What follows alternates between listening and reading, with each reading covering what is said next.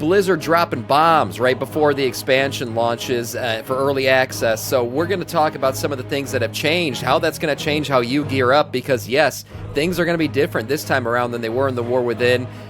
Major things happening here. So I'm going to summarize a little bit of what happened yesterday, and we'll get into this. So here we go. Zul'Aman, Midnight, all kinds of conversations from this interview here with the Prey. Also, Midnight Season 1 raid, dungeons, endgame content. A lot of big changes here. There were multiple interviews happening yesterday with Blizzard execs and game designers. So I'm going to summarize some of this shit. First of all, gear and upgrades. I think a lot of you guys know this. Maybe some of you don't. But Blizzard has been changing how the upgrade system is going to work in Midnight going forward. And they recently dropped a change where, you know what, we're not going to scale the upgrade system. It's going to be a flat rate across the board. So for a quick summary of where we currently stand on gear upgrades, it's going to cost you 20 crests from any single crest level, right? So you're gearing out on heroic level gear, you're using heroic level crests, each level is going to cost you 20 crests. No more Valor Stones. It's also going to cost you a little bit of gold. So that's how that's going to work. A simplification of the gearing upgrade system across the board. I think this is better. Originally, they were going to go with some kind of scaling system, weird crossovers. Basically, they said that they don't want the gearing system to be complicated. They said they want players to be able to create a rule in their head, like weapons first, then trinket, then chest, and be able to calculate out how much each thing is going to cost them across the gearing upgrade crest, whatever, chart. So I think it's an easier system. I like the system. I think these final changes are actually the right way to go with the gearing system. Also, tier tokens. I don't know if you guys know this. Tier tokens have changed. So no longer will the class combos for every tier token be what they were. Now, when a tier piece drops in a raid, the token that gives you the tier piece, it's just based on armor type. So all the plate wearers are having one token, all the cloth wearers have one, all the leather. So basically, so there's going to be a plate tier token. Anybody who wears plate can roll on that thing. Same with leather, cloth, and everything else. So when those assless leather chaps finally drop for you guys, all you demon hunters and everyone else and hunters out there can roll on it together and fight over who's going to be the champion of Moonguard. Plump, what's up, man? Besides that, there are a few other things that have changed here. First off, maybe you didn't know this, maybe you did. Harnir will not be available with early access. So living out your fantasy of a half troll, half night elf looking weirdo thing, it's going to have to hold back for a little bit here. This will basically unlock once the expansion goes live. So you can still get ahead technically in early access by running through the storyline, because that's the only thing required to unlock Harnir is doing all the Harndar quests. So you can do that in early access. You just won't gain access to the Harnir just yet. So if you want to run around with Horwayna and live out your wildest fantasies, you'll have to wait until the expansion. But if you do all the quests before it launches officially, you will actually be ready for actual expansion launch day. Unlock Harnir instantly. So there you go. Yeah, damn it indeed for anybody who wanted them. Okay, this is where the big changes come in. This is shit that we didn't know until yesterday. Yeah, Blizzard decided to just drop their dick on the fucking keyboard right before this shit launches, and this is how it's going to work. Raid Renown track, gone. I didn't even think about the fact that they haven't talked about Raid Renown tracks. I completely slipped my mind that we haven't heard anything about the Raid Renown track for these 3 new raids, and there was a reason for it. We're not getting one. That's right, there's going to be no Raid Renown track, and Blizzard went into kind of some of the reasons of why they've decided to do this, but Paul Cubitt confirmed in the interview yesterday, we don't have a Raid Renown this time. You should be able to approach raids however often you like, whenever you want to. And that goes into kind of the reasoning behind this for Blizzard. They didn't like the fact that players were falling behind in raid DPS, right? Because technically, if you weren't on the Raid Renown track on time, you were not only lacking in some cool items or whatever, you were lacking in actual DPS numbers. So if somebody joined mid-season, they could be 3 to 9% behind on DPS numbers just out the gate because they haven't filled out their Raid Renown track. Now, yes, there were catch-up mechanics, but you're in a raid trying to catch up, and your DPS is far behind everybody else, not because you're not doing your rotation properly or anything, but because you haven't been showing up. So you might get kicked. You might never be able to finish out your Renown track. So I do think this is a good change, too. I agree, A1. I think this is the right way to go. Now, could they have kept the Raid Renown track and just had cosmetics and mounts on it? I think that could have been a cool way to go. But attaching player power to it, it was supposed to essentially be a soft nerf to the raid over time. But what it acted like was a necessary buff at the end of the day. So they're getting rid of it, and they basically said they want to keep things just based on gear. They said they're hoping that people will just gear out, and as they gear out, things will become easier in the raid. Now, that's a natural progression of things in MMO, and I agree. That's how typically an MMO should work. They said they'll keep track of things, so we might see, we're going back basically to the days where if Blizzard sees there isn't enough progression, we'll get boss nerfs and stuff like that. The raid renown track was supposed to stop stuff like that. I hope eventually we get some kind of balance where we still get, like the T-Rex bot and shit, that was a really cool stuff, where we still get cool stuff like that in a raid renown track, but at the same time, you don't attach player power to it, and it keeps it fun and interesting. It gives you a reason, maybe, to go back to the raid for the 36th time, but you don't have to for player power. So that's a big change. Also, this is probably the biggest one of all. Mythic 0 dungeons are going to be available at launch. That's right. Mythic Zeros, non-seasonal Mythic Zeros. So that means all the dungeons that are coming out with this expansion, whether they're seasonal or not, this is not part of the seasonal package that'll kick off with Season 1 of Mythic Plus. These are going to be available Mythic 0. So this completely changes how you're going to gear out early in an expansion. The other day I was talking about delves being a good way to gear out, maybe running some heroic dungeons. That was the typical way that's been allowed to us in most recent history. That's changing completely. Now, basically, when you hit cap level, there is one true way and one true way only to gear out quickly and hit the max level of gear possible before the season actually launches, and that'll be running these dungeons on Mythic Zeros. This will be the best source of gear by far. This will be the cutting edge way of gearing out, and this will continue to be the way to gear out for about 2 weeks here. So hitting cap level, running Mythic Zeros until the Midnight season launches on March 17th. So that will give you 2 full weeks until all gear sources become available. The main source of gear during this and in-between period will be campaigns, dungeons, and delves.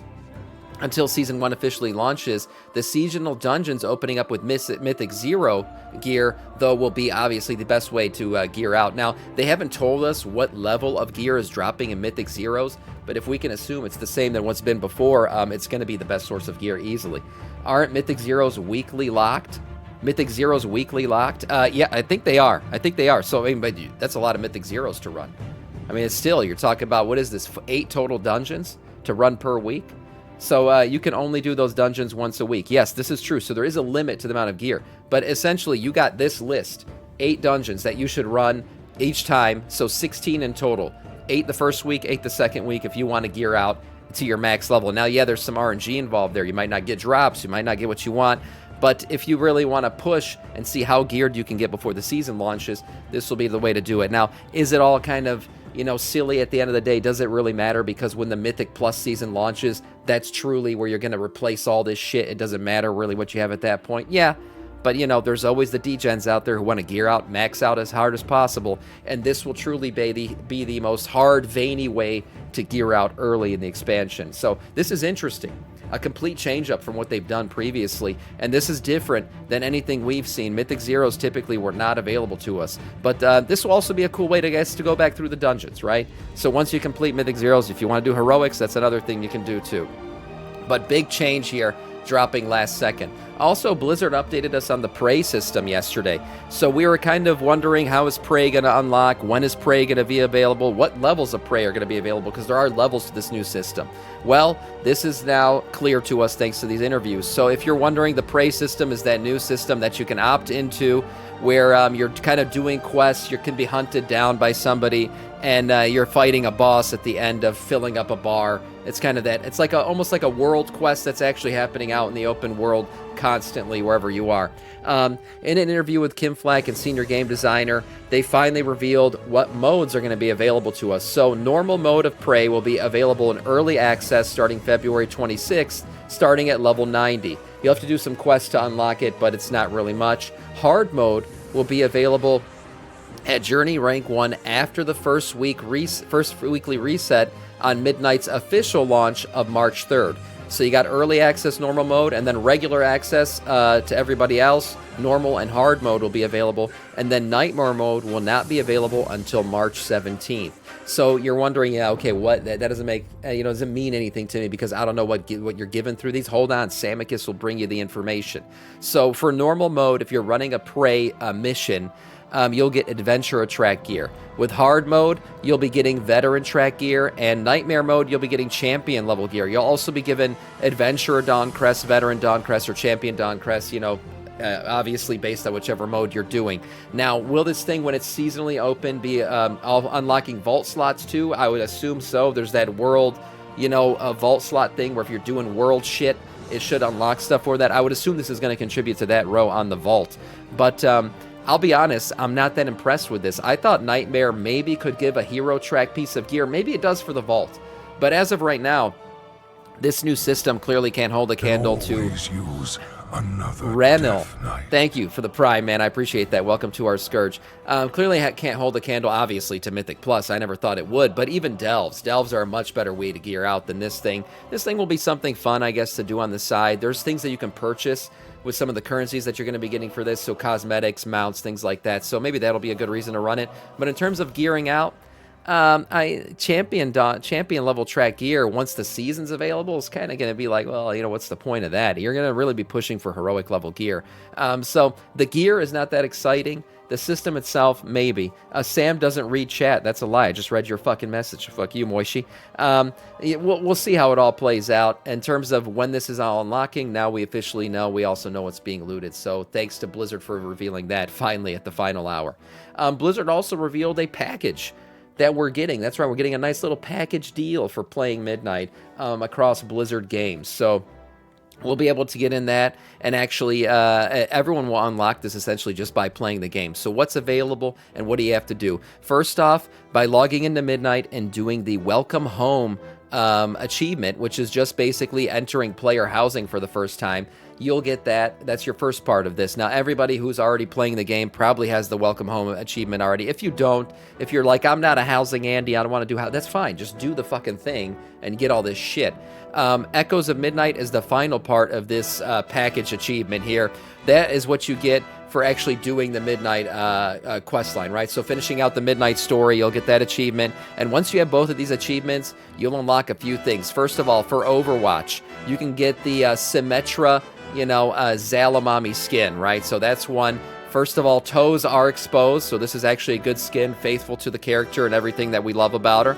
So this will be cool. You also get some little stamps and shit. So anyone who still plays the dead game known as Overwatch, you can get in there and have fun with it. I used to enjoy Overwatch a lot, honestly, so I feel bad saying that. Also, you can get the Genji, what's the Illidan skin. So the Genji Illidan skin will also be available, a cool one for sure. Hearthstone, you get a couple little card design packs there, so that's a cool one. The Hearth and Home card back is what you're going to be getting. For StarCraft, you'll be getting a little overlay, Alliance and Horde overlay for your action bars. And then for World of Warcraft, which is probably what matters to most of you people watching this video, you will actually get a mount. That's right, you'll unlock the Crimson Warbear Epic Mount. So basically everybody in the game is going to have this one. All you got to do again is do the housing shit, do the Midnight campaign, and this shit will be awarded to you. So a nice little, excitement package there from Blizzard. If you're a new player coming to the game, this is a good time to come to the game. It's a good time to come in general.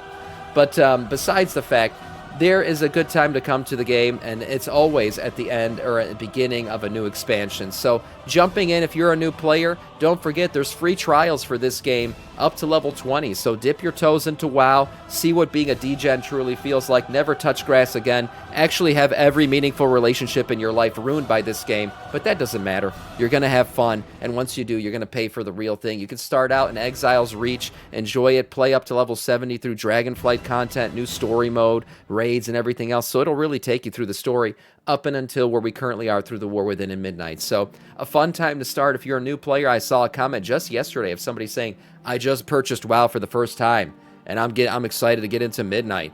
And I was like, damn, there's still new people trying this game. So that's a good thing also. Game no longer requires add-ons, so there you go. Play the game out the box the way it was intended, so that's a good one. Good morning to all. Do you guys are getting a level 90 Rec for Legacy Dungeons? No idea what the fuck any of that means. I'm not going to lie. Great first message, so I appreciate it. Anyone in chat can answer that question. My girlfriend broke up with me because I spent too much time with Zally. Valid. And your girlfriend was wrong. Zally is the only girlfriend you'll ever need. That's a ooh mommy for sure. Besides all that news that Blizzard dropped on us, most recently we had class changes and everything else, and we now have a new meta. Yeah, I'm talking about metas before the season even drops. But hey, take it with a grain of salt. Check it out. This is what the current meta looks like heading into Season 1. We currently have Retribution or I should say Protection Paladins sitting as tanks. We have Resto Shamans. We have Unholy Death Knights, followed by your new Devour Demon Hunters, right? That's a big one. And then Frost Mages. These have been the current classes that have been making up the most comps heading into the war within Season 3. Now, does that mean they're the best?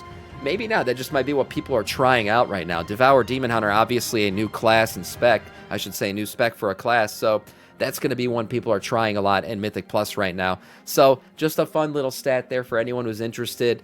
This is what people are currently using the most in Mythic Plus. And then final piece of news today, all Lich King enjoyers rejoice. I am certainly one of them. Be excited for this one. We have a new Lich King action figure. That's right. McFarlane Toys is dropping a new Lich King action figure, which you can pre-order starting March 2nd. But not only will you get this badass looking action figure. This is not an image from the game. This is the action figure itself. Not only will you get this badass looking action figure, you will get 4 unique in-game transmogs. That's right. Now, we don't know what these transmogs are yet. We don't know what they look like. We don't know if it's 2 for classic WoW, 2 for retail. Is it 4 for both? We have no idea. But right now we do know 4 unique transmogs are being marketed with this action figure. What they are they going to look like are you going to look like the Lich King in game? If that's in fact the case, I might just buy these fucking action figures for that. But you get a cool action figure. You get 4 transmogs. As I said before, pre-orders have begun. I don't know what the price is on this thing. I click this link and it just takes me to their Instagram. Looks like this is what they do. They make action figures. I have no idea what the actual cost is going to be, but it's pretty detailed. Looks like a pretty cool looking action figure. And hey, you get some transmog out of it. Running through the news gambit today, was not expecting all these freaking changes going forward. But for now, that is all in terms of news.